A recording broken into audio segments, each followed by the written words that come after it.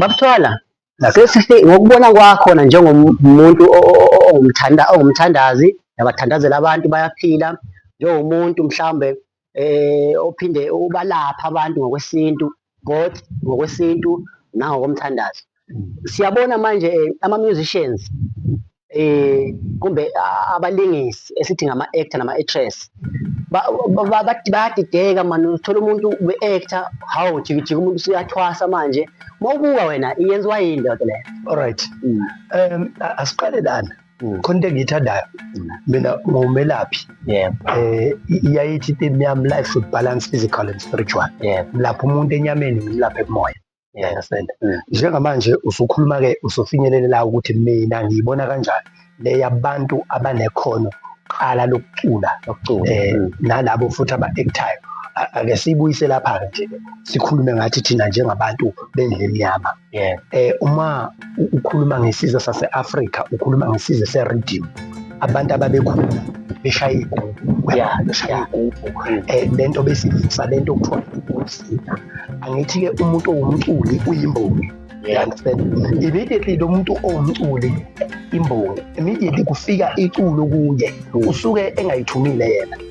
Ngokuqala kusuke kukhona abaletha imessage kuye, ngoba mayishaya lolu gubhu lwakhe kufika lento kuye, akuvuki la mhlawumpe nje kuphela isiphuwe sakhe, kuvuke omunye owakubo owayengasekho. Kunamakhehla kudala ayedlala omakhweyana, amanye ayedlala iy'ginci zamagalani, amanye aningi ama-instrument ayenziwa ngabantu before kuzofika la njengamanje asemodifayiwe noma asekulesi sikhathi sethu. Kodwa so lo muntu usuke mayeqala nje ethi uyakhuluma ngomlomo wakhe, ebongelela, ecula, uconnecta kuye abantu ababanye ababefike behlale bebuke lowo music, abanye ababewenza kudala, ababegida kudala, njengoba ngithi i-Africa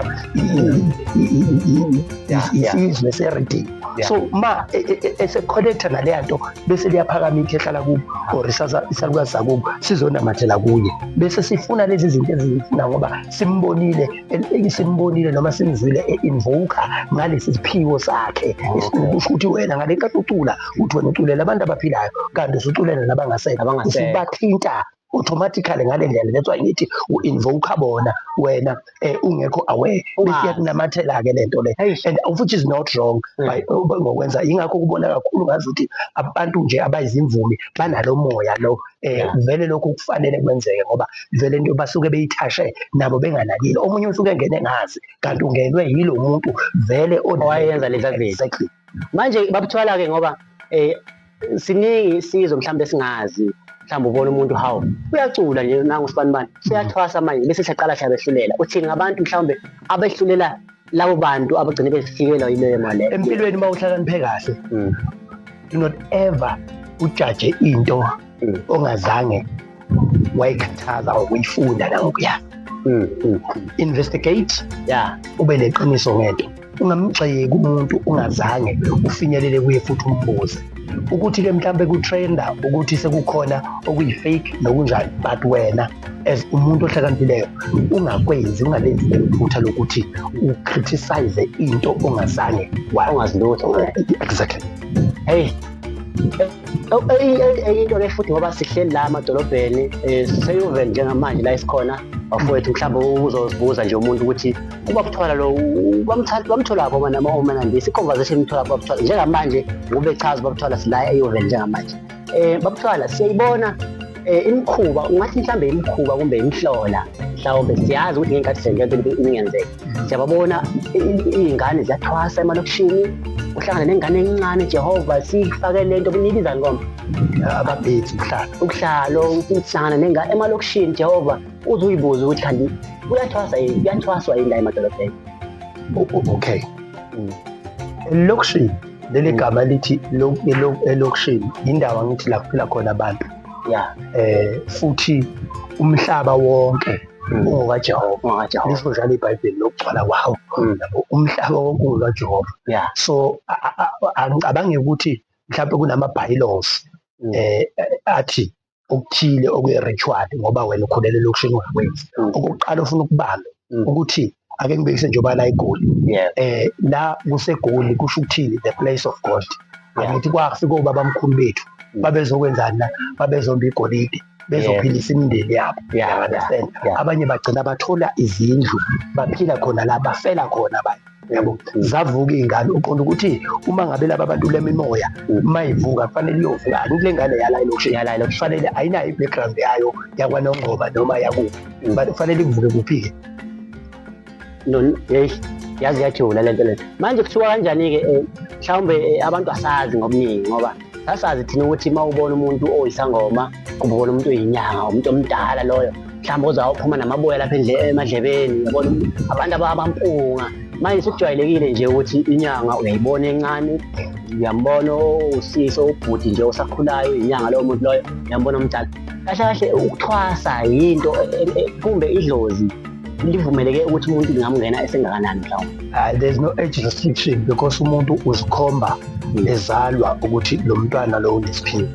But-ke kwakwenzeka uma ebanjwa umoya abantu bakudala bebekwazi ukuthi bakhulume nje baphahle lapha emsamo ukuthi nayo ingane yethu uyabona nje talking about myself yangembulekela early I was doing standard 2 lento ukuthi ngine-gift of prophecy and ngenza izinto zenzeke kangangokuthi esikoleni engangifunda kuso angibizwa ngonyanga angikwazi ukuhlanganisa ngisho umuntu webhola iwini i-team yami ibona lento le safunde primary school.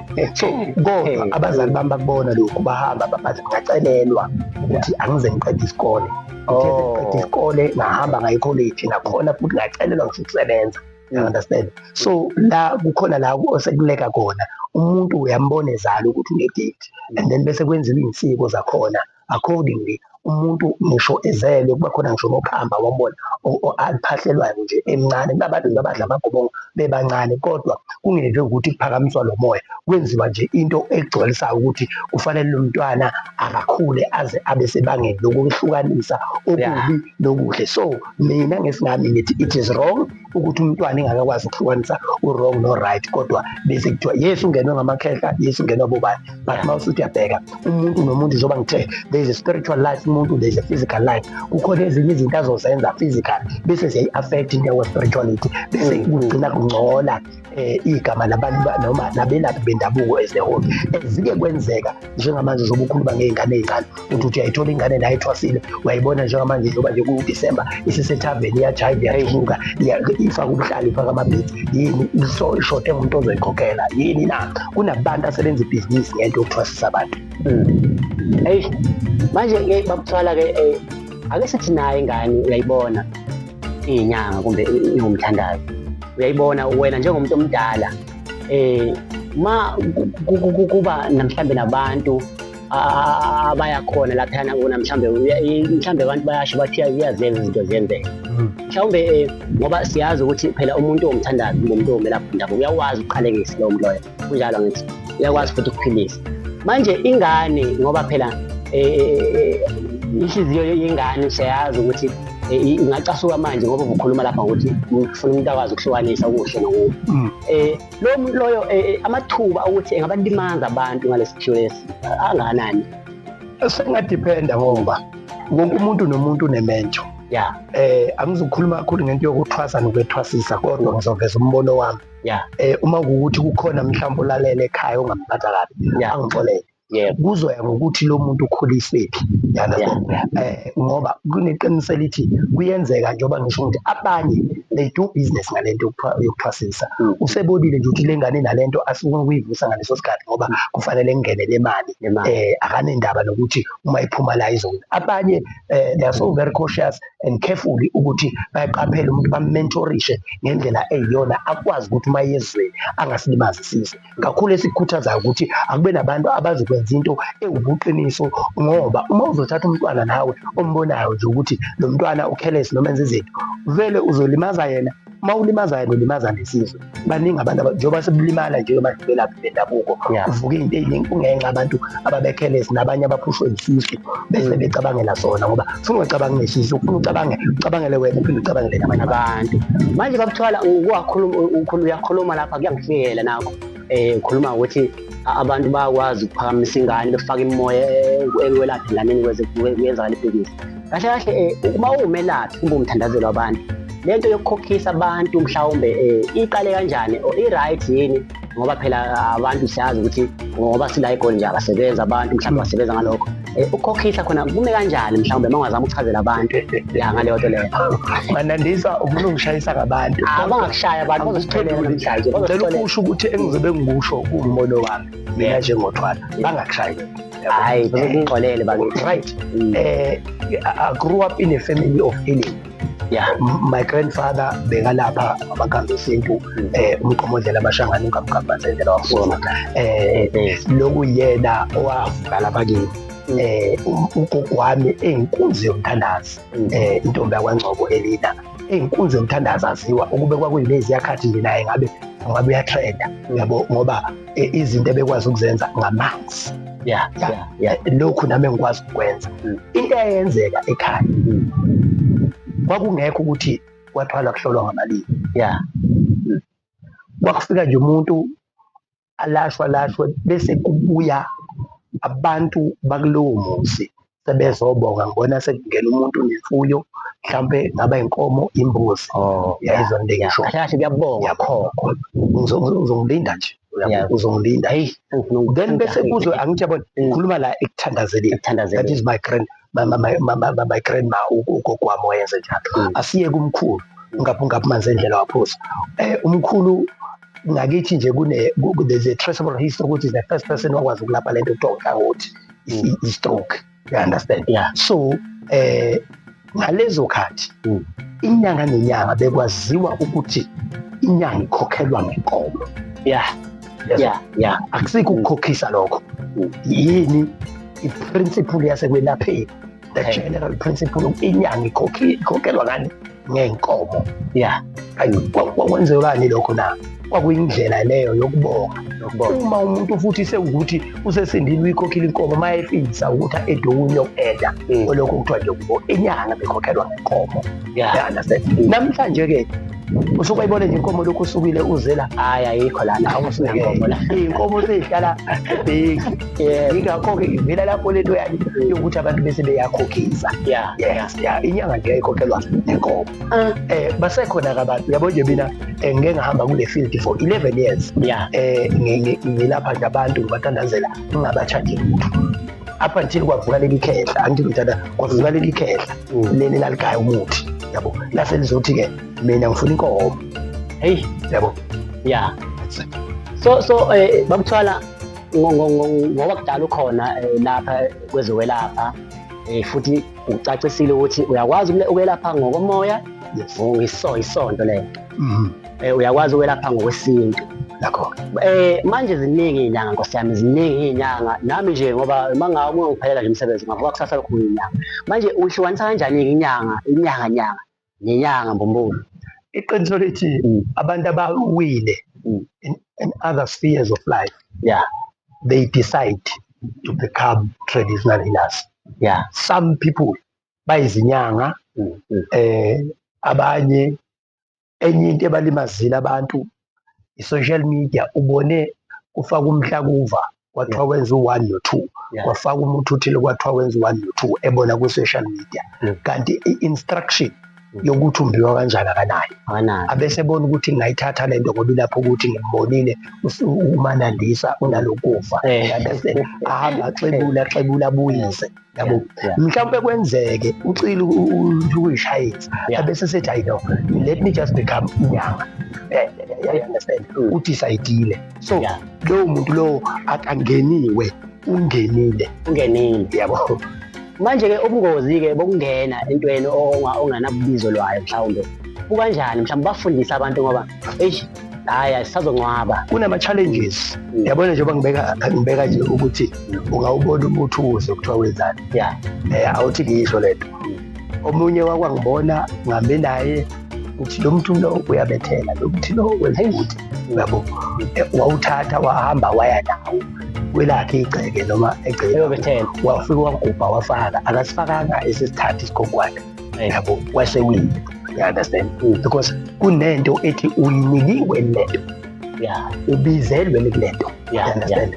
Awuboni beyenza bese nawe uyayenza wakubona kwenziwa uthwala, then you find it easy ukuthi nami ngingakwenza. Ilapho-ke sithola khona iy'nkinga sekukhona abantu okuthiwa amaqola vele fanele bazi abantu bamukele into uma unayo uma ungenayo vuma thola into yakho. Babukeli lapha ekhaya ubakuthwala lona sila eUvele njengamanje bakuthwala ngoba ngiyabona isikhathi kuyisonto namhlanje phela bakuthwala umuntu ophindayo akhonze futhi mhlawumbe manje uzohamba nje esontweni. Bakuthwala asitshela abantu ababukeli lapha ekhaya ukuthi mawula igoli utholakala kanjani futhi mawusekhaya nakhona utholakala kanjani. Abantu abafuna ukuthi bathole usizo aba-around Johannesburg noma ngabe kuphi, inamba yami ithi 072 877 3491. Why ngiqala ngibiza inamba yami? It's because ngiyakwazi ukukuhlolela noma ngabe kuthiwa ukuliphiswe. Okay, yes, siyakwazi ukuthi sikuhlolele online. It's either we'll use i-cell phone, we'll use i-WhatsApp call, WhatsApp video call, senze sure ukuthi siya-communicate, sikuhlolele, sikuchazele. Siyakwazi futhi ukuthi sisize ngokukhoriyela izinto oyidinga. Baningi-ke besizakala bekhona wherever you are, siyakwazi ukuthi sikuthumelele. And then number 2 engizokusho ukuthi la eGoli ngitholakala enumber 56 Kenmere Road. Number 56 Kenmere Road eUvele. Mawubale nje kanjalo yobe usufikile eThwala, kodwa awukuze ungashoko udala le nombolo engiyishilo 072 877 3491 na WhatsApp iyasebenza. Le ekhaya kithi kwela kwaNongoma nakhona ngisendaweni yakwamandlakazi esigodini sasekubungazeleni, induna engiphethe umntwana obambele intulo. Ngitholakala ke khona ngaseyikoleni ingqongwane netokotoko nje kulula uma uya kithi noma ungafika waba Rick Mountain hayi ngiyakwathwala kwamfundisi anginoba wayemfundisi yabo nje ekhaya labantu nje bakamoya. So ukulula nje ukufinyelela kithi ngakwaNongoma, uyangithola nje kalula njengoba kuDisemba nje lami ngizobe ngisekhaya. Bayazi-ke abangakithi nomnyalayelo omunye bayasinda abantu kwathwala. Yebo bakuthwala. Sesivala sicela ukucacisela abantu lapha emakhaya mhlawumbe othi hey ngiyamuzwa ukuthwala abantu ayikhuluma nami sengifisa khona. Cela ubatshela abantu ukuthi yiziphi izinto ozenzayo strictly, yiziphi izinto ongeke ukwazi ukuzenza. Mana ndisa nguphendula. Yebo sesengithwala. Lokhu ukuthi ngithwala usho ukuthi ngiyathwalisa. You can go through uye ama-videos wami uye ku-TikTok, fuke nje uthi nje ethwala 296 uzothola mina. Ayikho la ngikhuluma khona ngeyithwala. Into engikwazi ukuyenza ngiyamlapha umuntu ogulayo, ngaba uphanjanelwa ikhanda ngiyamlapha, kungaba umuntu onamadliso ngiyawakhipha amadliso. Kunembiza yakithi bayayazi abaningi uMagodlozi pain free, ekwazi ukuthi ikhiphe idliso, ekwazi ukulapha ngisho ney'londa zabantu lezi okuthiwa uzozo nethi imvukuzane. Iyakwazi ukuthi ilekelele kakhulu abantu abanjalo. Abantu ngifuna mina abantu laba abagula serious, lo muntu oselele lapha osothiwa kasavuki, ngiyabasukumisa abaningi, ngibasukumisa impela ngalento yakithi. And then nginazo-ke izinto eziziwasho njengoba ngumthandazi ey'vula inhlanhla kumuntu uma ungasebenzi. Yabo nje ngiyajabula manandisa njengoba kuwukhisimusi kuney'ngane ey'jabulile ukuthi obaba babengasebenzi kodwa beza kwathwala namhlanje bayasebenza, zizoyithola imali kakhisimusi, zizoba nayo ngisho i-uniform ngonyaka ozayo. Uma isimo sakho kuthiwa kade wavalwa noma kwakuthiwa kwafika umthakathi odumisayo uma yenza izinto, ngithi siyakuvula la kwathwala, lokho ngiyakwazi ukwenza. Ngiyalapha, ngiyayisiza, ngiyayilekelela lento yonhlalo. Unobhizinisi bakho ofisa ukuthi siphakamise, uyasondela angilungise, angithwalise ngoba nami angithwele, ngithwala vele-ke yini ongayibeka phezu komthwalo. Hawu siyabonga bakuthwala. Ngicabanga ukuthi umuntu uzwile onendlebe ofunayo nakhona ukuzwa, ngeke siphoqe phela abantu ukuthi bekuzwe noma bengathandi, kodwa-ke angilungiselele mana. Angithwasisi. Yebo Kodwa ngiyabalekelela abantu abaney'phiwo more especially abangabaprofethi nangabo futhi abangabelaphi bendawo hayi abayizangoma. I'm not against izangoma kodwa angithwasisi kodwa ngiyakulekelela noma ngabe kuthiwa uyayibona ingilozi yakho ukuthi I know ilapha angithi kunama-stages even la kule nto yoprofethi seku-entry stage yakwazi ukuthi mhlawumbe uguide ngumentorishe up until nawe ufinyelele kwi-level yokuthi yakwazi ukuthi ulocate nezinto ey'lahlekileyo ngoba uthwala uyakwazi ukulocate iy'moto, imfuyo ey'lahlekileyo nabantu abalahlekile ngomoya. Yebo, niyazizwela-ke babukela emakhaya, ulahlekelwe into zakho woza kubaba uthwala. Asazi-ke nikhulumisana kanjani ngoba engasekho nami lapho. Baba uthwala siyabonga bakithi ngesikhathi sakho, uNkulunkulu akubusise. Ungathini nje emuntwini mhlawumbe olahlekelwe ithemba emakhaya mhlawumbe njengomuntu-ke uhlangabezana nabantu abanjalo, umuntu olahlekelwe ithemba obonayo ukuthi hayi into zakhe ayifuni ukuhlangana, mhlawumbe sehambile wahamba Nkosi yami abantu abajikajika akukho la ngafika khona sila kulonga, uthini kulowo muntu loyo? Ake ngisho lokhu ukuthi akukho okungenzeki la emhlabeni. Bathi-ke abafundi iBhayibheli bathi okungenzeki kubantu uNkulunkulu kuyenzeka. Kodwa nami ngithi kuwe wena uthi usuhambile usuhlulekile, ake ngikutshele lokhu, awukahambi ngoba awukafiki. Sondela eduzane sikusiza sikuphakamile. Kodwa ekugcineni ngifuna ukusho le nto bafethu, ayikho into ebaluleke njengokuthi wena osuthe uyahamba communicate nomuntu okwelaphayo. Ngifuna ukuyifaka lena, abantu abaningi bakhulume kakhulu ngey'nyanga bathi hhayi ayisiza ayilekeleli, kanti iproblem isale kuwe. You are given an instruction awangayilandelela. Uyazi ngisho ungaya kodokotela uye emaklinikhi bakhala ngabantu abangafuni ukuthi bathathe amaphilisi ngendlela, abantu abayinakekeli. Ngithi mina ase uyinakekela mhlawumbe le nkinga othi wena isengeyiminyaka osuyigqokile izokwazi ukuthi yedlule uma wena uyinakekela. Kodwa ithemba elikhulu kunakho konke, yingakho uJesu athi kubafundi bakhe noma etshela abantu nje wathi khulekani niphezi, ungayeki le nto yenzayo, ungayeki ukuyenza. Ungathi ngoba usuzamile bese uthi ngeke usaluthola usizo, qhubeka uzame. Ngithi-ke mina ezinye izimo ey'fika empilweni yomuntu zisuke zizokufundisa something, ezinye zisuke zizokhipha the true being kuwe, ubuwena bangempela. Ngiyabona ngenza i-example ngetiye. Itiye ngeke ulizi ukuthi liyitiye ungazange ulidlulise kuphi emanzini abelayo. In order to taste the tea you need a hot water. Ezinye zey'nkinga zize kuwe uzokhipha the best that is in you.